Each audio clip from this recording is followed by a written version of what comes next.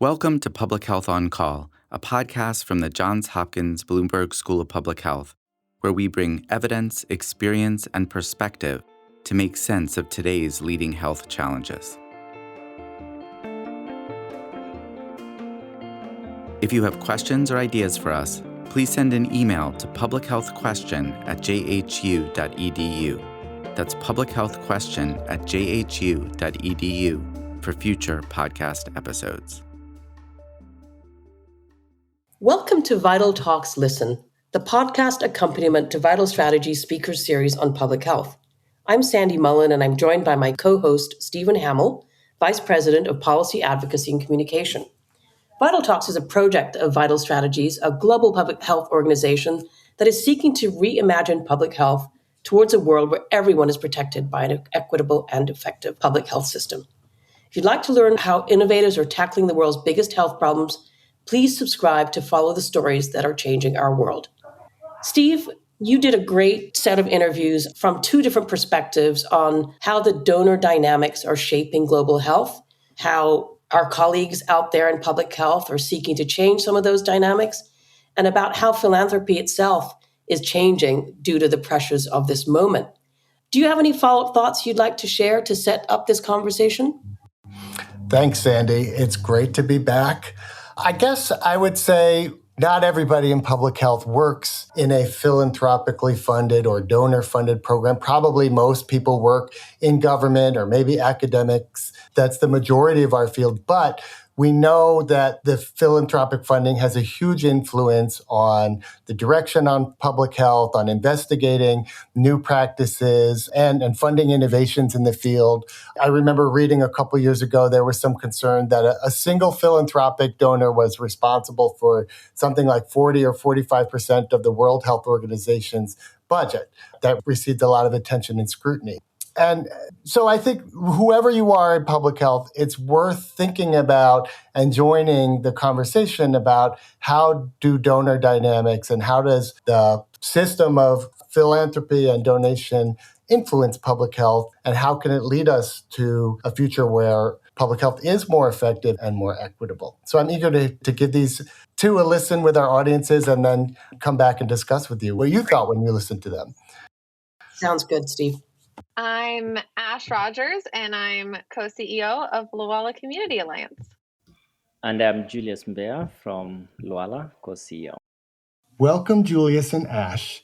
I know we're going to talk today about upending the donor dynamic and the impact of global funding systems for groups like Luala, but for our unfamiliar listeners, can you start by introducing us to the Luala Community Alliance? What is its history and why is it important? Luala Community Alliance works in Kenya and was founded by a community that felt that it was unjust not to receive good quality care. And so the community, together with two brothers, Fred and Milton Ochieng, banded together to create the area's first clinic. And that clinic founded the basis of addressing some of really deep-seated health inequities that the area was experiencing. Very high rates of HIV prevalence, maternal deaths, child deaths that could be avoided, and general lack of health equity in the area. Today, Luala serves communities across Kenya. We work with the Ministry of Health to address issues that affect communities using the community health angle. And our model is built on 4 pillars. We work with community committees, organizing them and working with them to find solutions to these very problems that they are facing, just the same way it was with our founding community. We also work with professionalized community health workers, which means that we take government status quo community health volunteers and put that together with traditional birth attendants. We train them, make them paid, supervised, and equipped to be able to deliver care in their homes. And we also work at health facilities or health centers where we build quality and ensure that as community health workers generate demand at community level, that demand is met with quality care at health centers. And finally, we rigorously measure our impact to ensure that whatever we are learning can actually inform the broader health system in Kenya and globally. Can you share a little bit with us about What kind of problems is LWALA solving? And you've described beautifully this led, community-driven model. How does that differ from similar organizations or other organizations out there in the field? And why is that important? Our core problem is we see a breakdown in trust between communities and the formal health system. And that's built from real experience of people who have gone into a health facility or have interacted with the formal health system and either been denied access or had a hard time accessing care, or the care they received wasn't dignified. And so that's really the core of the challenge. And we see the solution as engaging communities to hold the health system accountable, to be part of the health system, to work collaboratively with health officials, with doctors, with nurses to improve the quality of care that they receive, as well as to empower empower neighbors to be community health workers and to be professionalized community health workers, part of that formal health system. We do not seek to be different from our peers. Instead, LWALA seeks to build a movement, to be part of a movement that is advocating for health equity, that's practicing community driven development, and that's working towards equitable professionalization of community health workers. We contribute to that movement by really focusing on the community mechanisms that Julius mentioned, which is working through community governance structures and building rigor around community engagement. A lot of times in our sector, we talk about community participation or community engagement as if it's a yes or no. Well, LWALA uses what's called the participatory continuum, and we're actually measuring for any type of intervention or interaction with the community, where does it sit on that continuum from coercion to community initiated? And so we're trying to build rigor and tools around what does it actually look like for communities to meaningfully engage in health services and other development services. And we're trying to build research and tools that other folks can use to contribute to that movement. LWALA's been successful by any measure and become a real exemplar of this model of working. Part of that success has been fueled, amplified by the existing funding structures, by external funding, and yet you're advocating for a movement to change how quote unquote development aid is funded. And I want to hear that, but how would you describe the current system and what does it keep LWALA from doing that you'd like to do and other similar communities and groups? One thing I would say is that LWALA has benefited greatly from private philanthropy, and that it's really been movement that's happened in private philanthropy to have funding that's increasingly, though could be a lot more, towards locally led groups, and to structure money differently. So rather than having project-based restricted short-term funding that's hard to plan with, hard to grow with, hard to be flexible to community demands with, there's a movement in private philanthropy for unrestricted funding, for multi-year funding. We're funded by a lot of folks from the Big Bang Philanthropy Group, which is a group of funders who's advocated for just that. That's really allowed and fueled our growth. And even when we've accessed larger technical grants, it's really that private philanthropy money is kept us true to mission, and the funders who've believed in our full mission rather than zeroing in on maybe one impact metric that they might have a pet project around. And there is still a disproportionate amount of money that goes towards Western organizations.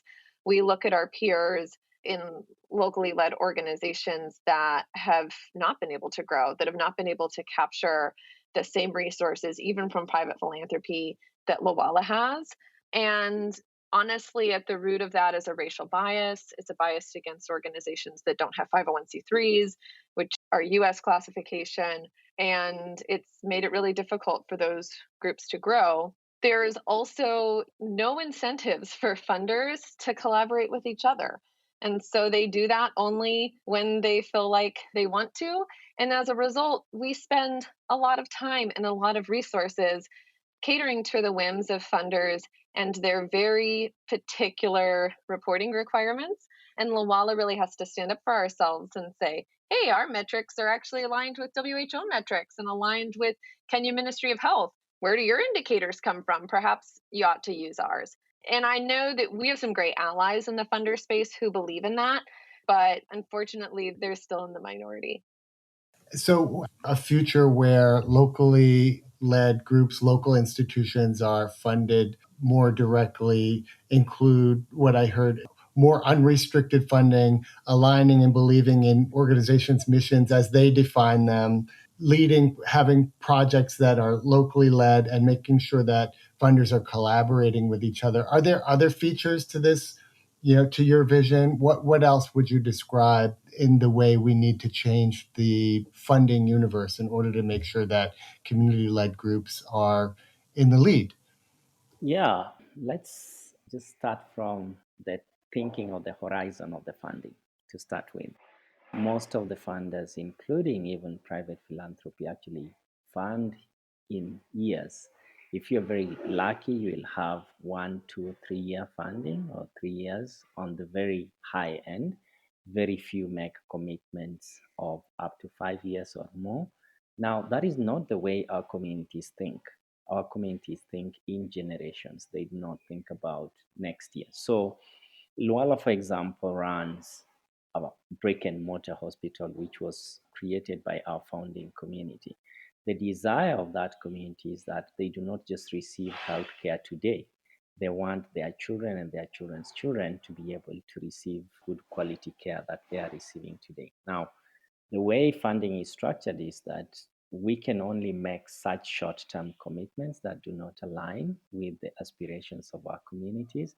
And so even just to think about, for example, if a foundation is set up to be perpetual, why is it that funding then is in cycles of 1 or 2 years? Why can't it be perpetual commitment to the organizations, for example?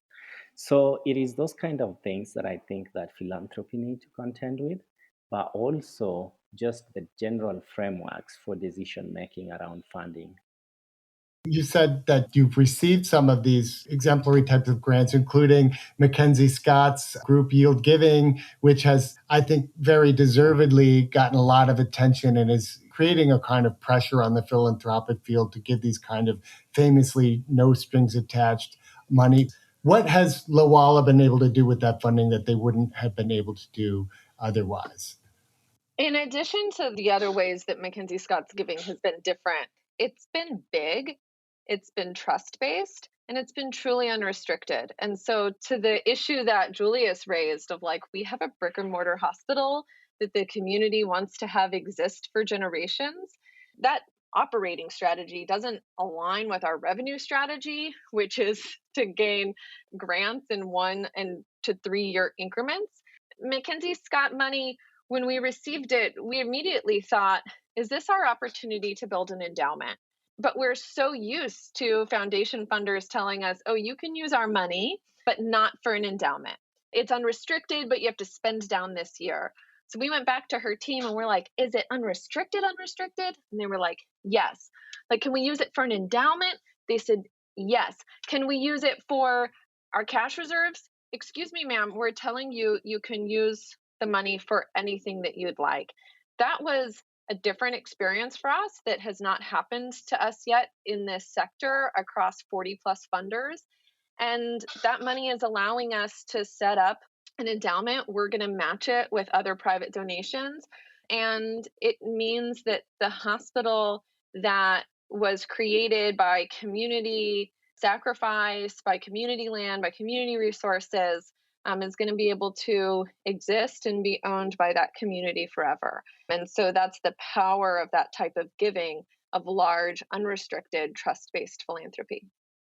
My experience is that we see philanthropic donors and other donors are run by boards and internal stakeholders, and they feel the pressure for accountability, for return on investment, to make sure that funds are well spent. And that's the rationale for a lot of the activity and reporting structures and barriers that go into applying for money. How would you answer those concerns for somebody who's in a philanthropic organization about accountability, about return on investment? What would you say to somebody who's looking for those kinds of things in where they place their money?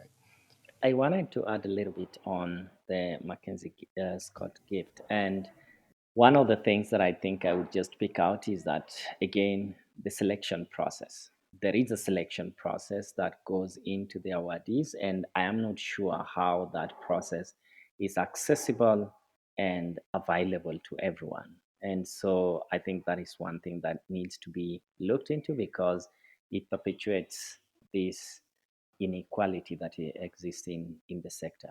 But the other thing to your question about accountability, I think there is a mistaken representation or equating accountability and unrestricted funding.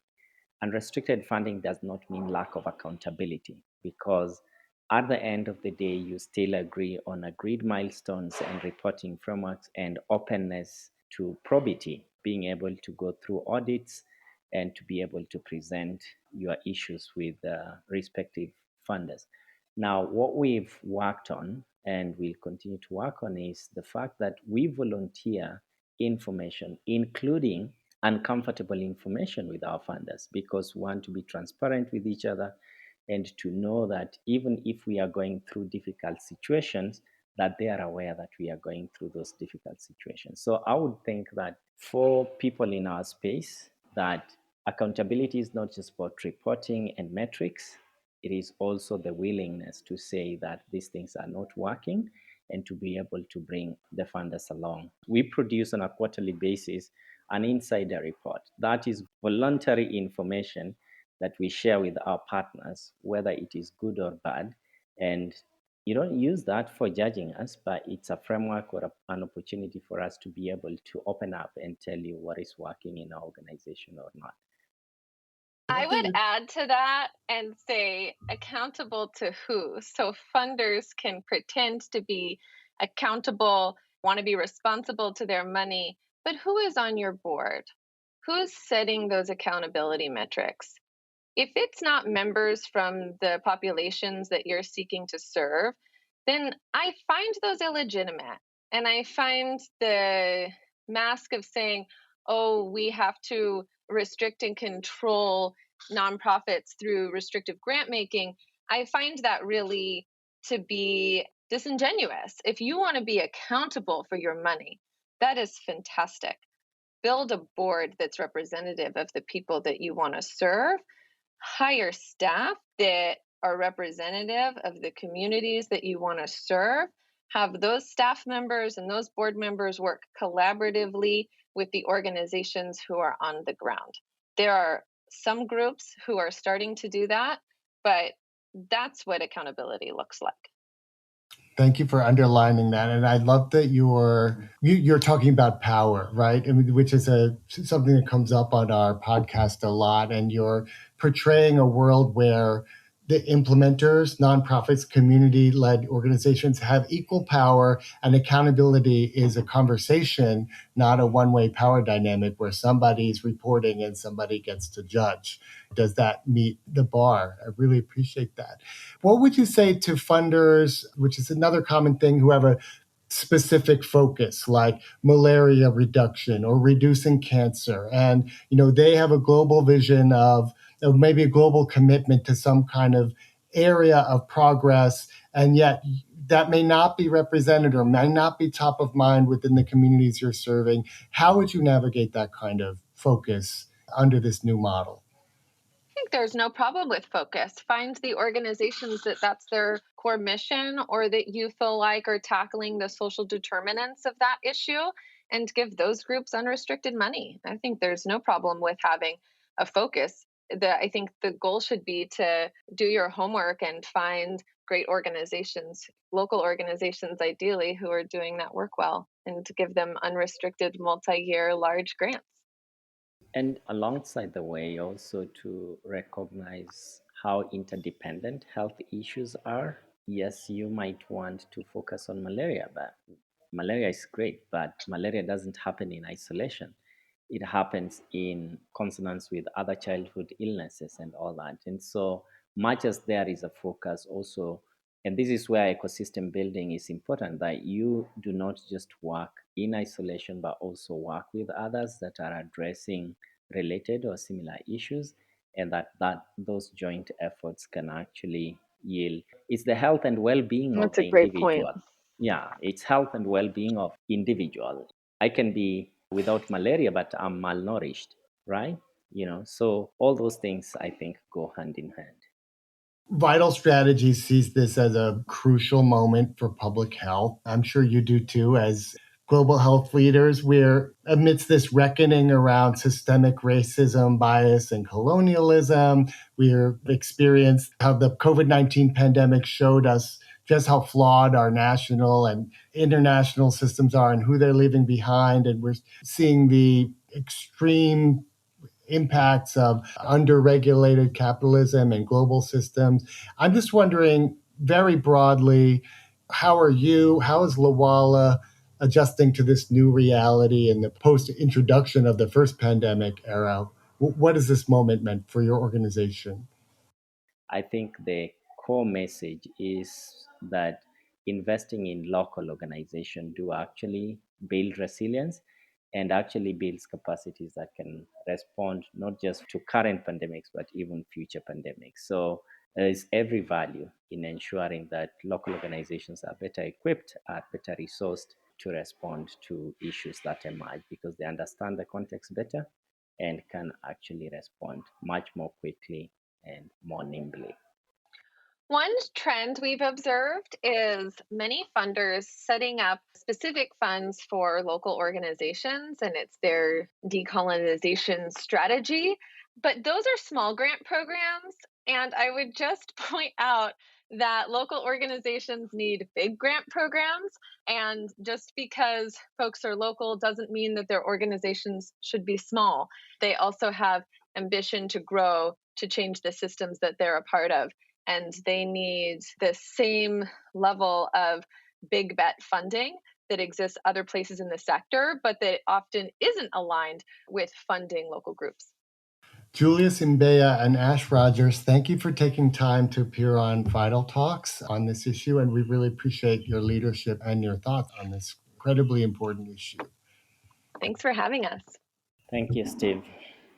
The second interview of our podcast is with Grace Chiang Nicolette of the Center for Effective Philanthropy, a US-based nonprofit that provides data, feedback, programs, and insights to help individual and institutional donors improve their effectiveness.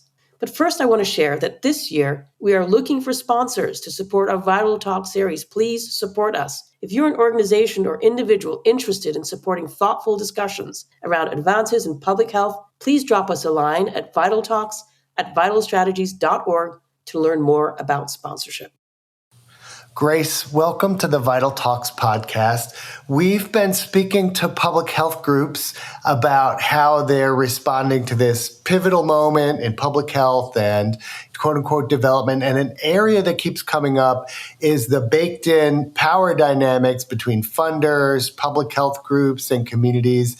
And these aren't new conversations, but they are gaining urgency and traction. You study this field. Can you share what you're observing about this moment? How is it different than a few years ago and why? Yeah, 2020 was just a few years ago, and I think that we've seen some really big changes on the philanthropy front since that time.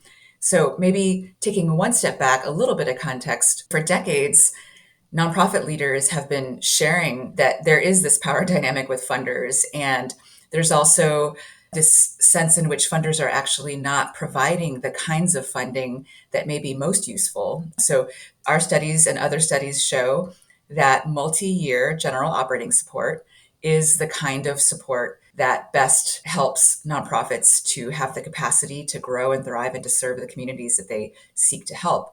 And prior to the pandemic, we saw the proportion of funders who are giving that kind of support to be stubbornly low. Despite many clarion calls for change. And what was really remarkable is in 2020, we saw very quickly, as soon as the shutdown happened in the spring, that there was actually a groundswell of discussion, activity, and actually a pledge that 700 funders eventually signed on to, pledging to move money more quickly in an unrestricted way, loosening up restrictions. And it was really remarkable for those of us who've been in philanthropy for a while, because philanthropy has been known to be slow to change. And very quickly, they saw the need and they did change. And what's even more remarkable is many of them have sustained those changes even through now. And so we're hoping that it's not just a blip, but actually a change that's here for good.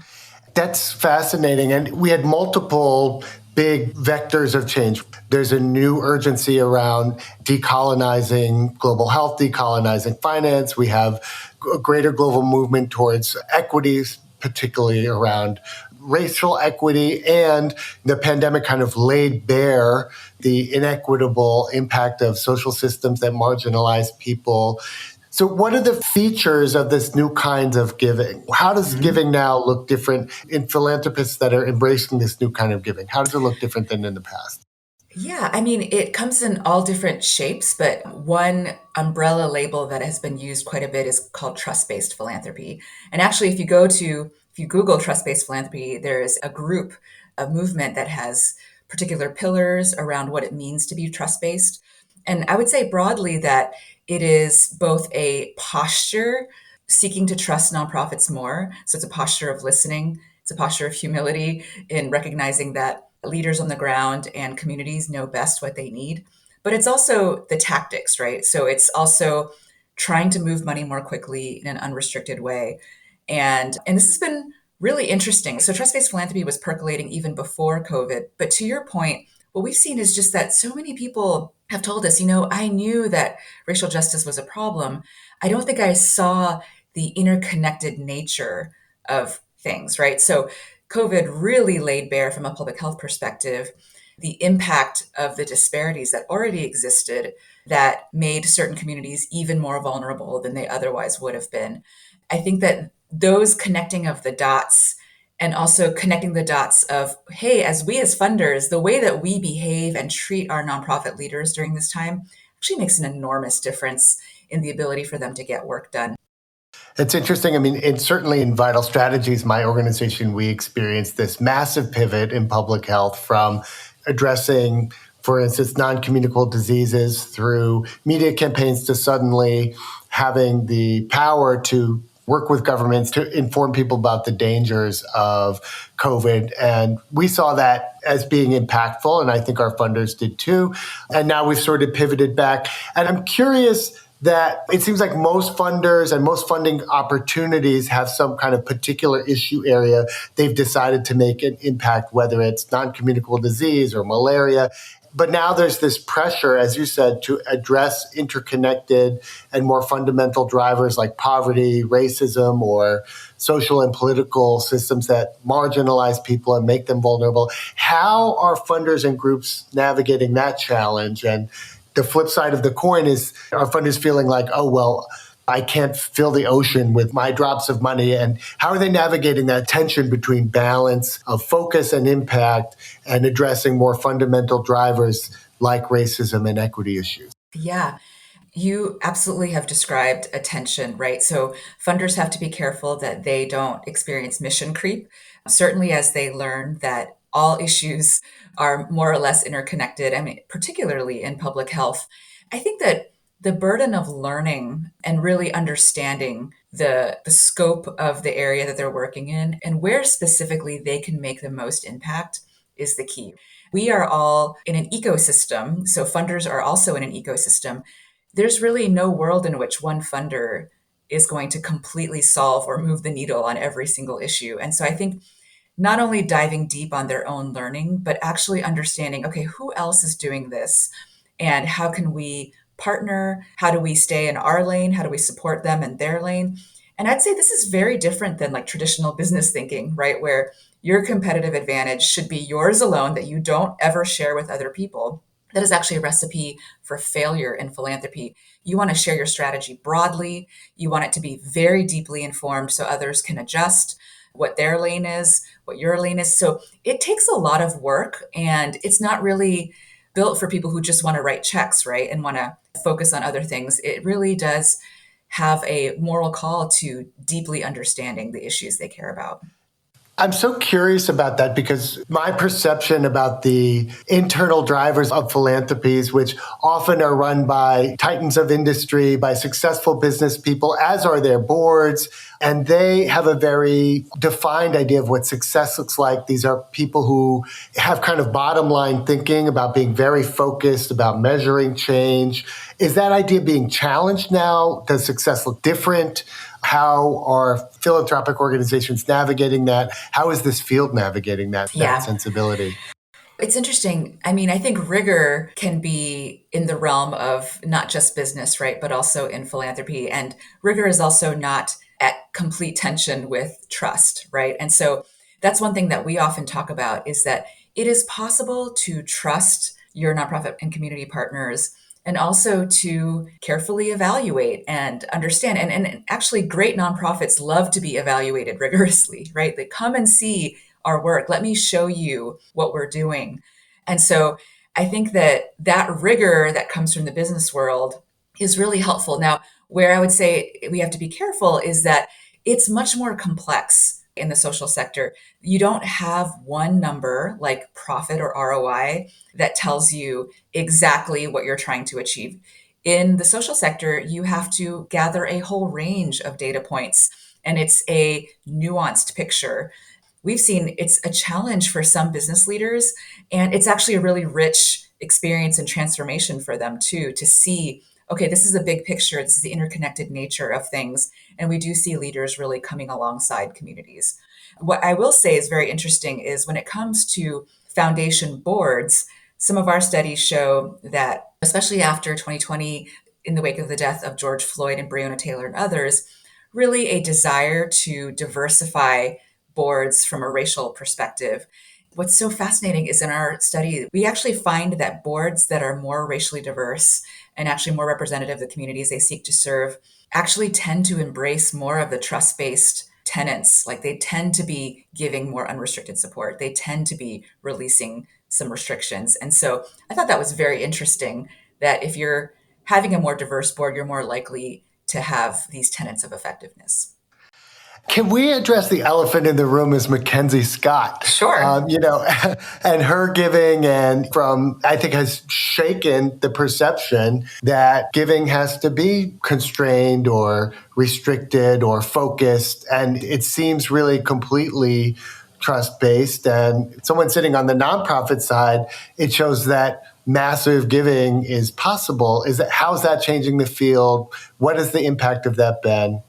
This has been one of the most interesting natural experiments in philanthropy that we've seen in a long time. So we're actually doing a 3-year study right now on the impact of Mackenzie Scott's gifts on nonprofits. Were there any unintended consequences? What did leaders say was the most impactful? Did it actually move the needle with other donors? And so I think what's really interesting is that there are some ways, in many ways, that she really does embrace these and really embody these core trust principles, right? So in the early rounds of her giving, there was no application process. A lot of nonprofits didn't even know the gift was coming. And full disclosure, we received a surprise gift from Mackenzie Scott. It was a call that came through that our president thought was spam. He forwarded it to a bunch of us. One person said, maybe you should just call back. And then literally less than a week later, the money was in the bank. So completely mind-blowing, one whole year of our budget out of the blue, just like that. And of course, her whole focus area has been on equity, right? That's been the lens through which she really has seen a lot of this. So I think a lot of public health organizations that received her gifts, that was actually the lens through which she selected them. Her approach is not without critique, right? And so for nonprofits that didn't receive a grant, their boards and leaders are rightly asking, wait a minute, what was the process here? Like, how do I raise my hand? And it seems completely opaque. And is this fair? And I think that those are really valid questions. The reality is, in typical traditional philanthropy, ideally there is a relationship between the donor and the nonprofit. And here, that piece is completely missing, right? And so in some ways, it is trust-based. In other ways, there's no relationship. And so it is actually quite different. It's also larger. Her gifts are larger than what most funders can give in sort of from a big picture perspective. Now, what's fascinating is, as you know, this round, she is creating an application process. So now There's been a lot of call for transparency. So not only has her team created a database of who's received the gifts, now there's an open call, which requires an application. And instead of having a consultant, Bridgespan, vet the nonprofits, which is what happened in rounds past, there is a committee of community members, leaders of education and other institutions that will be vetting. And so I think she's trying to address some of the concerns that have come out. And I'm just really keen to see, what do these responses to the feedback, does it change the way the nonprofits experience receiving the gift? Also, no donor, as I mentioned before, can give the way that she's giving in terms of the size. But I think that a lot of funders are really wrestling with, can I give more unrestricted? Can I give with less strings attached? And I think that's a good thing. What would your advice be for grantees that want to talk to their funders about imbalanced funding dynamics or burdensome reporting or whatever they see as the outflow of power dynamic problems? Yeah, I mean, it's really challenging. If you find it really hard to talk to your funders, you're not alone. And that's almost a feature of philanthropy and not a bug. I mean, which is why the genesis of the Center for Effective Philanthropy was us creating a confidential grantee survey, right? So now 20 years later, 20 plus years, we've surveyed over 350 funders, grantees, from the Gates Foundation all the way to tiny, tiny family foundations, to gather that really important feedback that grantees have. And we often do see onerous reporting processes is always a perennial problem. It's like, are you actually using my reports? Are you reading them? And in the best cases, funders have reporting processes that are actually helpful to nonprofits. The nonprofits will say, you know what? I actually really learned a lot going through this reporting process. It was worth it to me. And so I think we're not saying you should just jettison, right, application and reporting. That's not what we're saying. But there's a way in which it can be right-sized to be both helpful to the nonprofit, but also good for stewardship purposes for the funder. And I think that getting that balance right is really challenging for a lot of funders. So if you're a nonprofit, you're not alone. I think I would encourage you to speak up with your funders, but we understand that there's a dynamic that it feels like biting the hand that feeds you. Grace, we spoke with a prior interviewee about endowment giving and how that really transformed some of their plans within communities. Is this a trend? Can you talk a little bit about how endowments are showing up in the philanthropic world? Yeah, this is actually a growing conversation. In fact, a major public health funder is funding us to do a study of how many funders are using endowment giving as an equity strategy, and that will be out next year. So look out for that. I think our sense, without doing the study first, is that it's still very, very nascent. But I think that drawing out the threads of who's doing it, how it's gone, how did they go about it, how do they think about it, can serve as a great guide for other funders. Are there any final thoughts you'd like to leave us with? Where do you think the field is going to be in 10 years? How can we accelerate the momentum towards funding that creates more equity and more effective philanthropy? You know, it's a really uncertain economic time. And I think with that, there's always a lot of uncertainty because philanthropy can be so tied to the stock market and the economy, which are two different things. But overall, I would say coming out of the last 3 years, I feel optimistic. I think that many funders really were shaken to their core and we're looking at, how do my processes reflect my values and how we show up in the world? And there's a lot of really generative conversations going on. And nonprofits are actually experiencing those changes even now that the pandemic is waning. And so I feel very hopeful that that movement towards trust will continue to build and to grow. And I think that that ultimately will result in more and better support for nonprofits. Now, I will also say the macro environment for giving, at least in the United States, is going down, right? If you take out Mackenzie Scott's giving is on the decline overall. And so I think it is a really crucial time for funders to continue to support nonprofits in this way, especially in an atmosphere of uncertainty, of mistrust of nonprofits. And so the way that funders show up can just be so important for the sector as a whole, as well as individual communities. Grace Chang Nicolette, thank you so much for sharing your time and expertise with us today. Thanks for having me. My friend and colleague, Steve, you did a great job in really culling from both of these interviews some really interesting inflection points about where we are in the power dynamics of donors and nonprofits, and about how so much has evolved since the pandemic, since the reckoning with racial equity in 2020 and beyond, and really letting us all into so many great insights about how much more work there is to do to rebalance that power dynamic, to look at more trust building between donors and nonprofits, and to create much more of a mutual arena for really grappling with the root causes of so many of the problems that donors are seeking to address. Ironically, not addressing some of these root causes that many of our colleagues out there, and certainly Lawala really brought that to the fore, that they're really thinking about some of the very grassroots way to start changing that power dynamic and engaging communities in determining what their own destiny should be in terms of both public health as well as other connected areas of well-being. So I'd love to hear, I'm sure you've had a lot of follow-up thoughts since those amazing conversations, and just please tell us. Yeah, I mean, our podcast audience can't see me, but I'm nodding vigorously.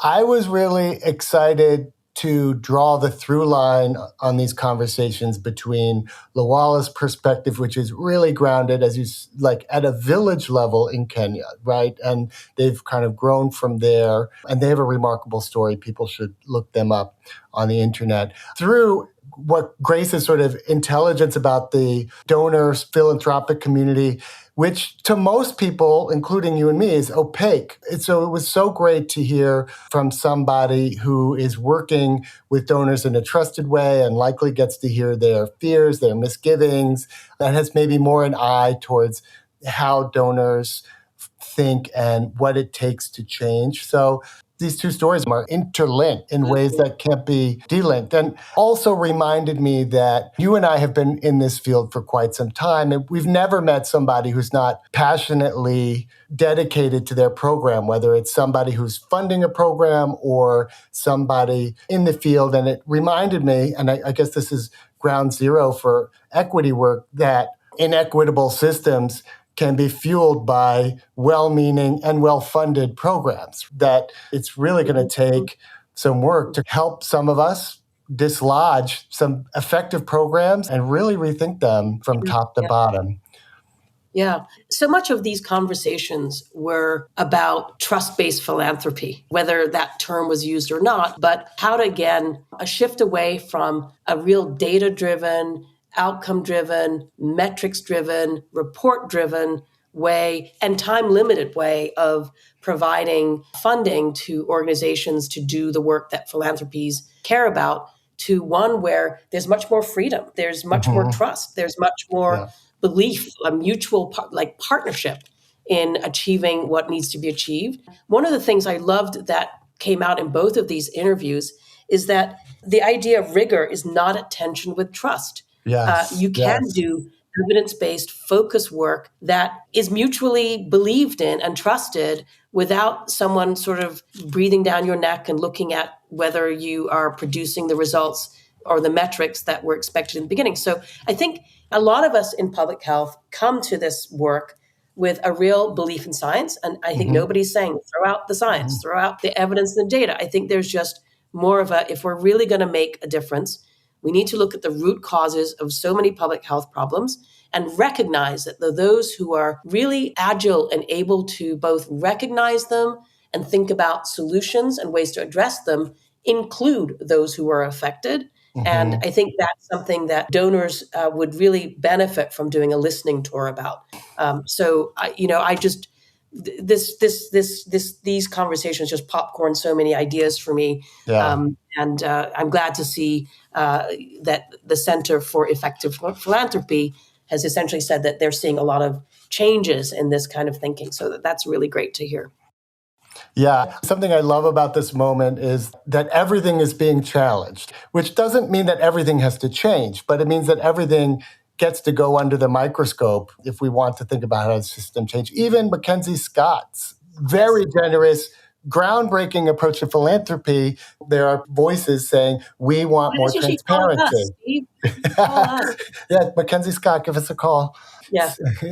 I find that really both challenging, right? Because we know there's so much inertia built into how we approach things now, but also I feel optimistic about it. And to your point, I also loved in this conversation how changing the notion of what success looks like to include the voices from the communities that we're seeking to help. How do they decide success? It's certainly more than change among a single metric, whether it's percent of people with bed nets or however you might design a program on paper, which is, I think, where every program, it's a great place to start. But then making sure that communities have the power to ensure that success changes their lived experience, I think is really a powerful, maybe newer foundation for more equitable work. Yeah, it's a totally newer framework. But I also think, having been in a situation where the work that I do has benefited from very generous funding from donors, they walk a tightrope. Yeah. They are obviously answering to their board, to the folks who lead the organization that they're a part of. And obviously they're answerable to their grantees and to partners. And so it's a complicated landscape. I think a lot of very well-meaning people are in philanthropy, whether it's public or private philanthropy. And a lot of these new ideas are going to take some time to really germinate and to get into action. And I think you really asked these questions a few times. Again, this balance between the fact that they're not mutually exclusive, the idea of rigor and evidence and more freedom in giving. But it is a tightrope between having to report to so many others about how well the giving has gone versus just letting things sort of flow and fly and let's see how it works out at the very end. So I certainly sympathize with philanthropies as well. But again, it's great to see these conversations are being had in important circles, because some of this really could benefit from change. Yeah, I think you and we've just launched this new alcohol program, which is groundbreaking, and it has limited resources, and yet we recognize, especially in this field that's totally underfunded, under-resourced, given the impact that harmful alcohol use has on global public health. But we can't boil the ocean, right? Even we're sort of feeling the need to really, really narrow down with our partners, working very iteratively with our partners to say what the success looks like. That tension is real. And I thought Grace had a thoughtful answer, which is recognizing that the inequitable drivers are there new partnerships that have to be formed so that your work is complementing? Because again, alcohol has socioeconomic drivers. Our program is never going to touch poverty as an issue. We just can't. We have very limited funding. So what you were talking about, the tension there of how do you focus, have real impact, and then also navigate the larger context, it is going to take a long time to identify new practices that help us navigate that better. There is this concept of winnable battles in public health, right? Things that you can come up with a really strong goal and objective, and you can measure the impact. I'm going to save X number of lives, though we don't like that framing. But the idea that this is how many people will live longer, this is how many fewer injuries there will be, illnesses, et cetera, and very quantifiable public health topics that many of us are so accustomed to working on, when ironically, the root causes of everything that we're working on is racism, poverty, homelessness, all sorts of inequities that are really underpinning the problems that we work on. And so we're not going to solve this probably certainly not in this podcast, Steve, and certainly not in the next couple of years. But I think having these issues on the radar of decision makers, boards, Luala's comment about accountability and who are these organizations that we're all working with accountable to? And the idea that many boards are comprised of good for people for joining these boards. It's not an easy job, and I'm certainly not criticizing any individual, but some of them are doing it because it's good to do that. It's good to give, and it's good to be a part of something that maybe is bigger than the day-to-day work that one has. But on the other hand, does a board member who lives in Manhattan know very much about what's happening in the Nairobi slums?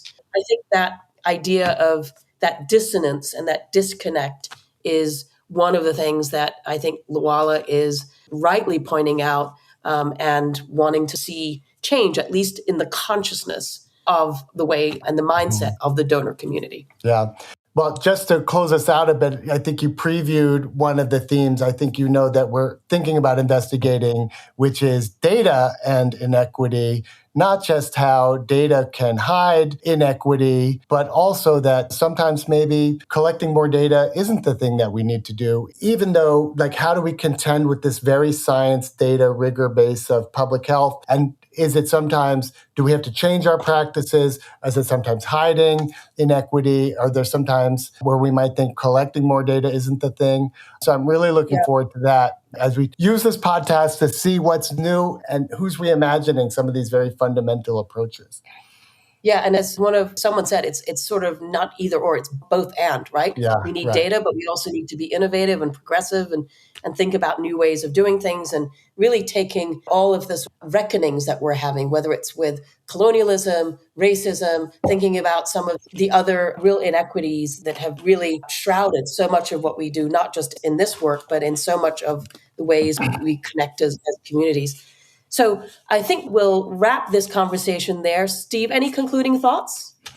No, I think we've touched on a lot. Thanks. Okay. So listeners, we have more interesting topics and guests coming on the Vital Talks podcast. If you're interested in how global health can become more effective or enjoy today's conversation, please subscribe to us on your favorite podcast platform. We're also kicking off our live event series happening in New York City, where we're bringing together thought leaders to do a deep dive on public health topics, followed by a relaxing social hour. Our first event is on May 31st, and that is going to be devoted to digging in on gender-based violence and the importance of data. You can find out about all of these Vital Strategies events at vitalstrategies.org, and you should subscribe to our e-newsletter where you can sign up for news, resources, and insights tailored to your interests, like NCD prevention, urban health, environmental health, and much, much more. If you have any feedbacks or thoughts, please feel free to drop us a line at vitalstrategies.org. Steve, thank you so much. Thanks so much, Sandy. Public Health on Call is a podcast from the Johns Hopkins Bloomberg School of Public Health, produced by Joshua Sharfstein, Lindsay Smith-Rogers, and Stephanie Desmond. Audio production by J.B. Arbogast, Holly Cardinale, Philip Porter, Spencer Greer, and Matthew Martin, with support from Chip Hickey. Distribution by Nick Moran. Production support from Catherine Ricardo. Social media run by Grace Fernandez and Shian Briscoe. If you have questions or ideas for us, please send an email to publichealthquestion@jhu.edu. That's publichealthquestion@jhu.edu for future podcast episodes. Thank you for listening.